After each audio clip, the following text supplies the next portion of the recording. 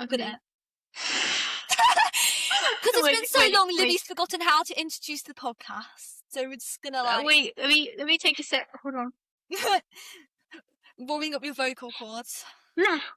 Okay. Nah, Hello, nah. and welcome. Hello. So I we're need just to doing take a one High School headphone out. Musical warm-up. Right, go on and introduce Okay. it then, Libby. Hello, and welcome to Rose and Libby, All the World's a Stage. I'm Libby. And I'm Rose, and welcome to our musical theatre-based podcast, where today we are really excited to be chatting to you all about a show that we both recently saw, Legally Blonde, the musical, in 3D with 4D sound, and we're all going to be famous. We're all going to be... Whoa! We are not talking about 3D, the musical. Well, we are talking about the musical. We are talking about the UK and Ireland tour 2026 of Legally Blonde. We've got a modern revive we've got going on. We've got a star-studded cast, and we are so excited to be talking about it.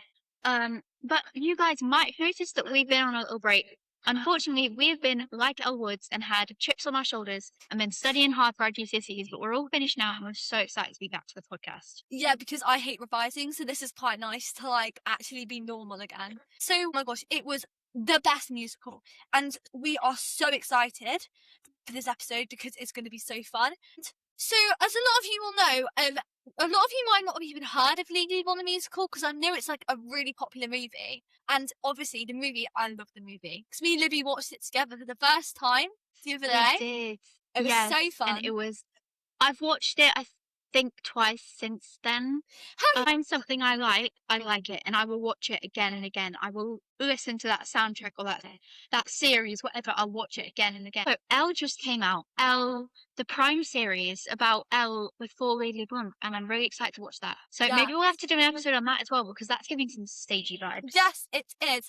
You guys might have noticed that I've already slipped in some references to the lyrics, and I'm going to be doing that throughout this episode. So what I want you guys to do is count all the references to song names that I make throughout this episode of Legally Blonde song names. Obviously, I'm not going to test you guys and everything. This isn't GCSEs, okay? Then I want you guys to comment on the social media post of all of this episode how many lyrics you count, and the person who gets it right first will get a shout out in our next episode. Yeah, such a privilege. Okay, so that brings us on to the cast. Oh my gosh, when I tell you this cast were just the best cast I think I've ever seen in Legally Blonde. I mean, I've not seen anyone else personally, but I've seen bootlegs, and I will say, I'm sorry to everyone else, this cast just blew me away. They blow us all the way. So yeah, ignore my terrible singing, I'm not warmed up. But in the words of Philip Hamilton, they blew us all the way because they were so good. So Libby, would you like to talk us through the principals, the ensemble, everyone who you think needs a mention? Yeah. Okay. So obviously, the place you see on all the posters, we've got Amber Davies playing our principal, Elle Woods. And if you don't know who Amber Davies is, then do you live under a rock? That's all I'm going to say. That was really nice. But we're also going to talk about Hannah. So she is our principal Margot and also alternate Elle Woods for selected Thursday matinees and just whenever because it's giving swing, it's giving alternate, it's giving girl boss, you know? Yeah. Next, for Ennett, we've got George Crawford. And Jamie Shaston has taken on the role of Warner. And a very honourable mention here, I will talk a little bit about her later. But Karen, I'm not going to butcher the last name. I'm so sorry, Karen. You know who you are. We love you. Playing Paulette. Honourable mention, and we'll be back. We'll be back to talk about you. We've also got Annabelle Terry as Vivian. Jocasta as Anna Resident Director because that's just double casting alternate diva. Double casting diva. And honestly, so many people. So many amazing people. Tyree Stewart as Kyle. We'll talk about you later. We know our Shales, Kiana Bloomfield, we've got it all going on here. Yes. And honestly, Daisy Wells. Yeah, they were all so good. They were all such triple threats, and oh my god, can I just say, we've got some quadruple threats. Just saying. Quadruple, yes, they were just more talented in every way, and so yeah, I honestly just think that the whole cast were just so good. The highlights for me, obviously, everyone was amazing. Were Karen as Paulette, Jocasta as Brooke, Hannah obviously as Margot. Margot, I know I saw her as Elle. No, imagine. I'm so used to seeing Margot. And then also, I think George Crawford and Annabelle Terry. I'm sorry. George Crawford was so good. So the whole cast were just phenomenal, and I would honestly, please talk forever, guys, because we would see you 10 times a year. So what I liked about this cast is how they all gave the same vibe, the same energy to this show.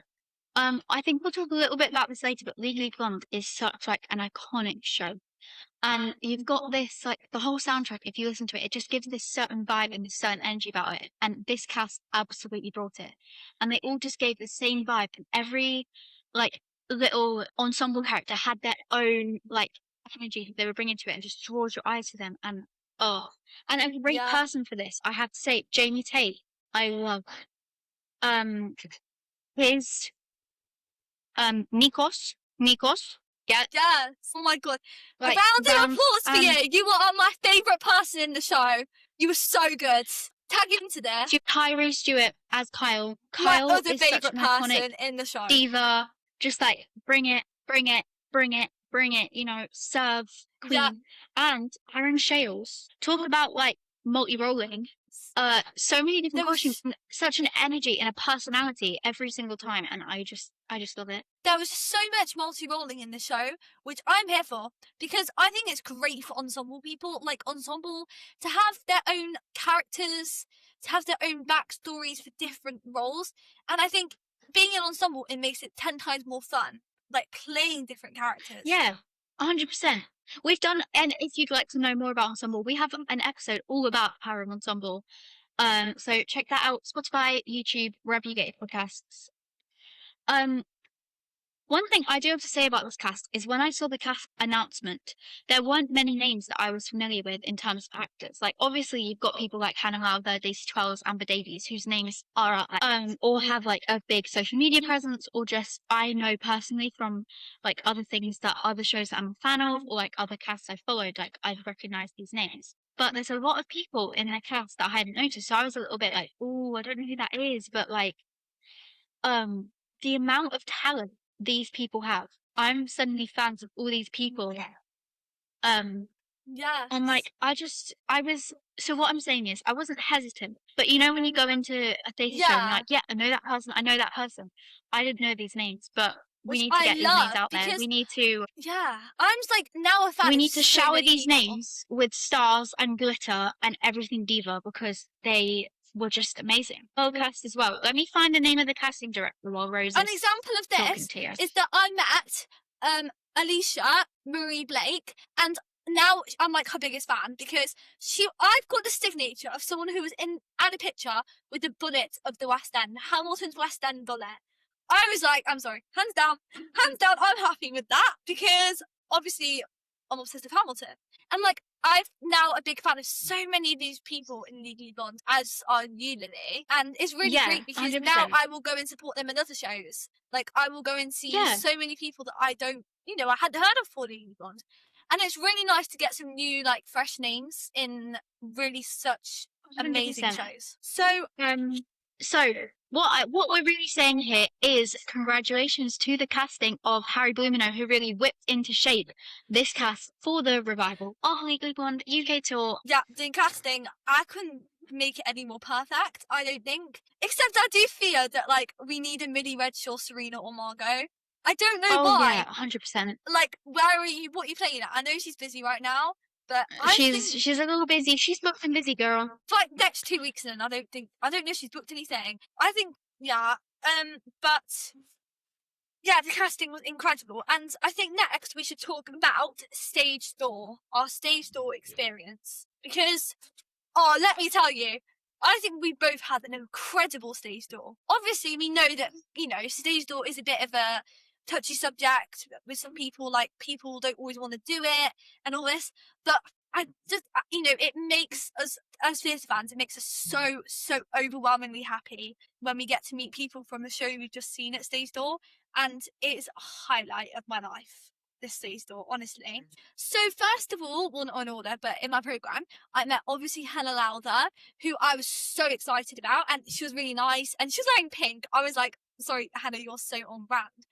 And then I also met Jamie Sasterton, Annabelle Terry, and Jocasta Amgill.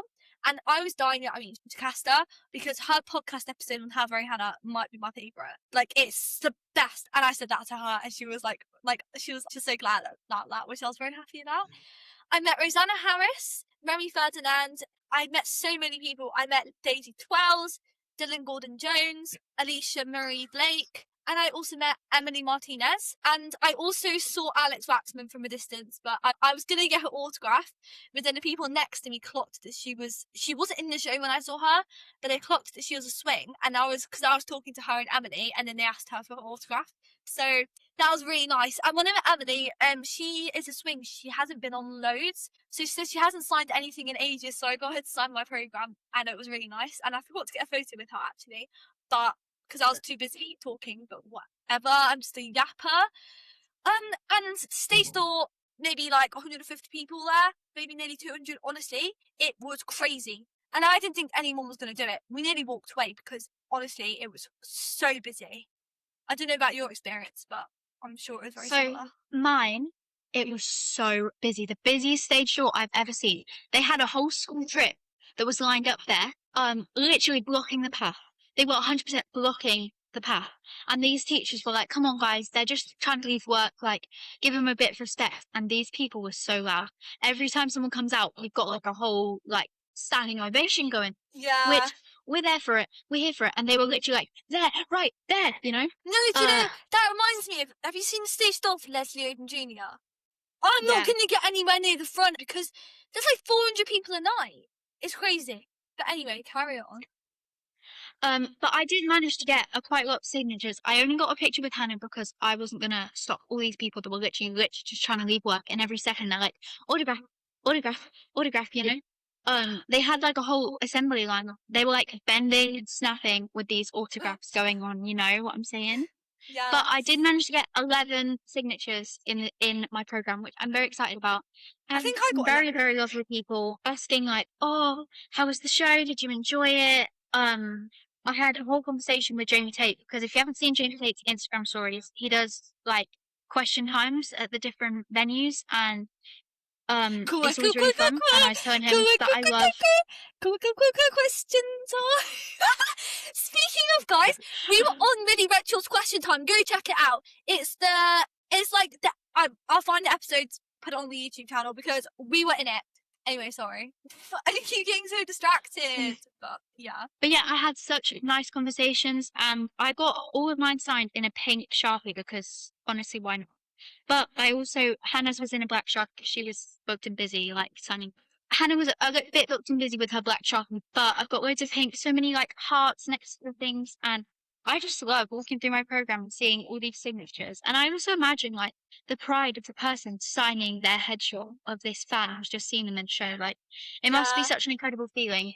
But yeah, it was super busy stage door, kind of overwhelming, not gonna lie, but it was so worth it. I think it was definitely my busiest stage door experience so far. Yeah. And I wouldn't want to do it again. No, and that makes me more scared. The signatures. Yeah, because I feel like actually like it's going to be really busy as well. I feel like that's going to be.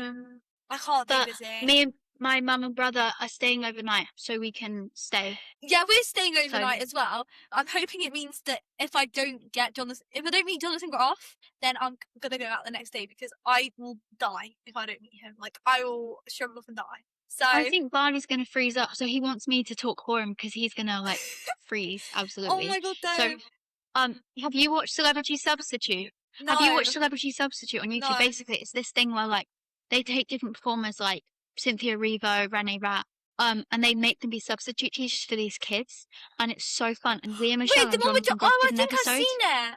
I think I've not Leah seen Michelle and Jonathan Groff. Yes. Leah Michelle and Jonathan Groff did an episode, and I love it. And I was going to tell them about that. And I also love Glee.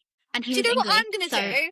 I'm going to sing that rhyme. You're the one who goes, hi, my name is Liv Lorenz. I know you don't know who I am, but I've already pants and I run the dance like an idiot if you just give me the chance. Because Jonathan Groff always sings it. So my theory is I'm going to learn it and sing it to him. Like, sing it down the street. Okay, we are getting a bit distracted here. Yes! Okay, let's move on. So, what we want to talk about next was, wait, let me find it. I think we should talk about the ensemble. Like, the costume changes, the dancing, the singing, everything with perfection. I can't hear you. I think you might have muted your microphone, Libby. Oh gosh, I'm a donut. It's okay. Right, yeah. What's your opinion on the ensemble? All I'm saying is, are you serious right now?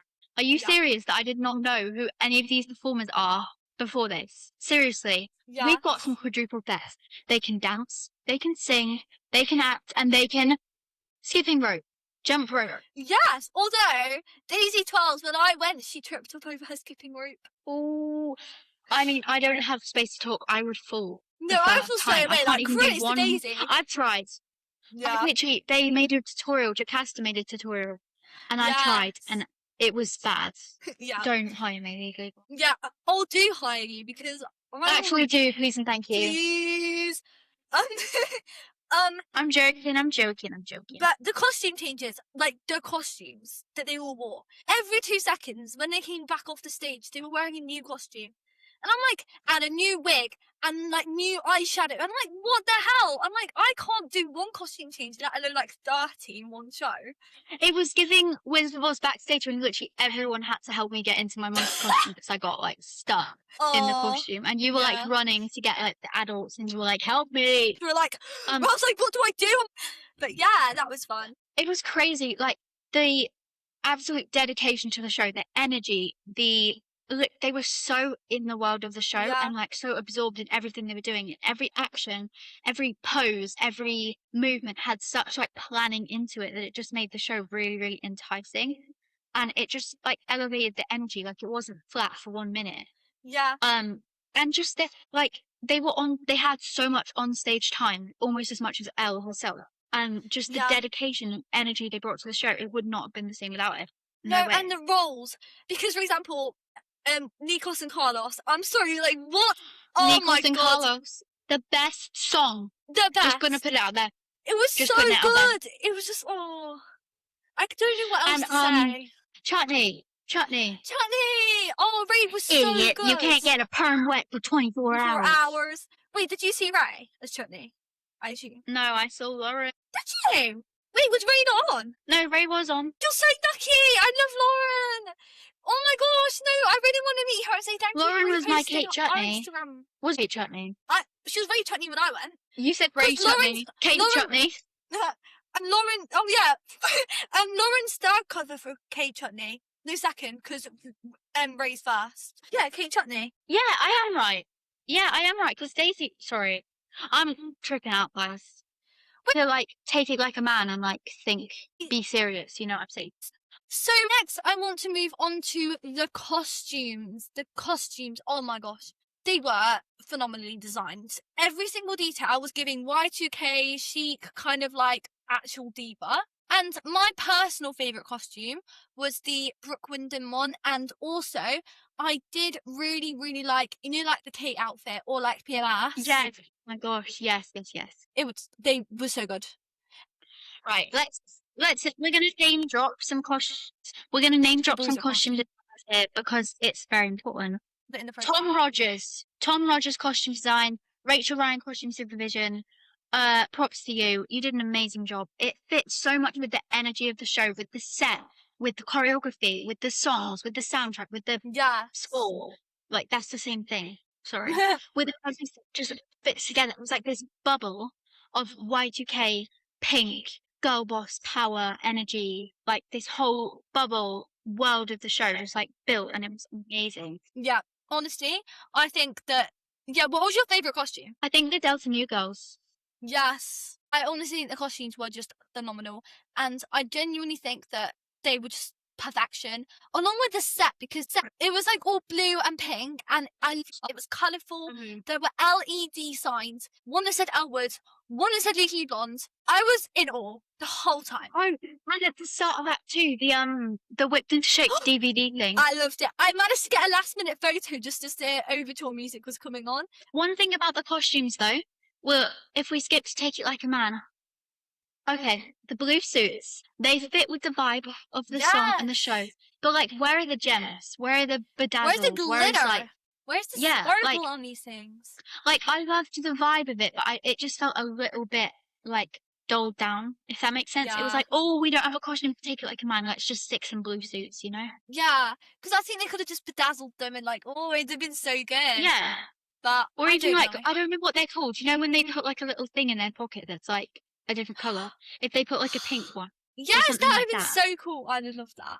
But I also now wanted to come on to the fact that this is like a quick note. Libby, someone was bootlegging during your show. How do you feel about that? I think that's really rude. Second row, You're there apparently. to see this. Yeah, second row filming so much better. First version that's extremely disrespectful to the performers who can literally see you, by the way. They can see you. Very off-putting to them, trying to sing this song and give their heart to like their trades, and you're just filming them. Very rude. And also, it's disrespectful to the theatre, it's disrespectful to the audience, and like, just don't do it. You're there Yeah. to see the show live, not to film it. And I'm sure at some point they'll release a soundtrack for it. Are we right? We can release a Yes. soundtrack, can't we? If there's anyone behind the scenes on this, that can help us with this, a soundtrack, we would really appreciate that. When I saw Six the other day, someone was bootlegging the song Six, and there was a few rows like in front of me, and I was gonna like be like, and then I thought, well, what's that gonna do? What am I gonna gain from that? I will say so. Yeah. Don't do bootlegs, guys. Please don't. Come on, have a brain. Take it Yeah. like a man, okay? And just do it. We know it's what you want sometimes. It's what we want sometimes, but just don't do it. That's all I have to Yes. say. Fight the urge. So I've seen a lot of stuff about this show being a revival and some like changes that happened to it to make it a little bit more modern. And I've seen some Yeah. controversial opinions about it. So I just wanted to talk about that a little bit. So there were obviously some lyric changes, and I think there's nothing wrong with that. I No. think this is very clearly a revival and it needs to be separated. Obviously, it's set, and I don't think it was even intended to be set in this Y2K world that the original film was, because when the graduation speech at the end, it was like 2020, and then it like cuts off and does the whole like where are they now thing. So this is very obviously a modern revival of it. And while the costumes are very true to the Y2K, I think these modern changes are very important to the story. It made it more relatable to me as a person, and I think a lot of young people are attracted to this show now. I've seen a lot of school trips go and see it, a lot of like just a younger generation seeing it. And I personally don't think there's anything wrong with the modern No. revivals. No. All the changes in this song. It didn't take anything away from No, the story. and also, yeah, I'm not going Um, to sit there and be like, I don't like the show because they changed one lyric. Like, that's not what it's Yeah. about. Like 'Cause it I was, didn't- they changed one line, but there was someone whispering behind going, they changed it, like shut up. Yeah, because also, I knew they changed what they changed them to beforehand. But, you know, I think that, I just think people need to calm down about this stuff. Because, Like it really wasn't a big deal. It didn't take anything away from the show. Yeah. And in fact, it just tuned in with some of the other modern changes they made, like the reference to that, and like the costume still being Y2K, but being a little bit closer to what you would expect to see today. It just tied it in together and added to this big world that they were creating. So I don't want to see any more controversial posts about why is it so modern, why are they a revival, because it's a revival, guys. Legally Blonde has not been on the stage in the UK as a professional thing since I think 2017. like 2020, yeah. So 2017. you're gonna need, that's almost 10 years ago, guys. We need to make some changes. We need to bring this up. We need to make this a revival show. And there was nothing wrong with the modern changes. So if you guys see any videos of these people going, oh, it was so modern, they changed the lyrics, it took away from the show, it didn't. Yeah. It did not. That's No. my personal opinion. And And- you guys can say, I'm talking positive about it. Positive, you know, really, really positive. But you guys could say that, oh yeah, it does take away from the Y2K element, like the film. But it doesn't take away from the story in itself. The core of the show isn't dependent on the one lyric change. So Yeah. if you see any posts and it's putting you off about seeing the Blonde, don't. Because, oh my god, you guys, you need to see it. Yes, and I really quickly wanted to add about the dress code, because there's no dress code, but at the same time, there is a dress code. Like, I wore pink Crocs, pink jeans, my pink Delta Nu Legally Blonde top, and pink bracelets. Like, but there were loads of people were wearing pink, to be fair. I made my mum wear a pink t-shirt, I forced her, because I was like, you're not cool with me I didn't have otherwise. I was like, no. I didn't have quite as much pink as Rose, but I did have pink bracelets. If you guys have seen any of our pictures that we posted from theatre, I've always got loads of bracelets on, theatre themed ones. And I had a pink top on that I think is very Legally Blonde coded. You know, I had the dark pink, I had the light pink. So yeah, wear pink. Rose's outfit was definitely better than mine, but we're not going to go there. No, but Rose, your outfit was amazing. Like, congrats. thank you. All but I yeah, needed though was there's my no dress handmade code, but wear pink. I just needed to wear my handmade Broadway Legally Blonde croc charms that Libby got me for my birthday. The best person ever, so thank you, Libby, because I wear them every single day now because they're my favourite shoes of those. If you've croc not charms. checked out Handmade Broadway, it's an amazing small business that makes loads of this much. I have loads of their posters and everything. They make me frock charms, And can I that's just really cool. say, You can get some Legally Blonde Libby, ones. I have been complimented so much on those croc charms you got me. Every time I go anywhere, everyone's like, wait, are those the Legally Blonde croc charms? And they're like, how did you get those? They're like sold out. And I was like, my friend got them for me. It's like my amazing friend. But so yeah. I scouted the website. I was sat there all night. An all-nighter. It was really serious. Yeah, deadly. I was sat there like a shark looking for blood in the water to get those croc charms. Yes. So I think that's all we have to talk about. But we will be doing a part 2 to this episode. So stay tuned for that. We are so excited for this little series. 2 episodes of Legally Blonde, but they're going to be so good. So thank you for listening to Rose and Libby, All the World's a Stage. And you can follow us on Instagram and TikTok and YouTube at roseandlibby_podcast. Make sure to like, comment, subscribe.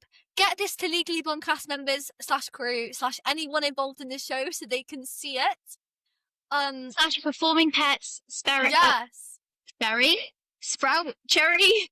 Rest in peace, Milo. R.I.P. Nelly. Everyone, all the dogs.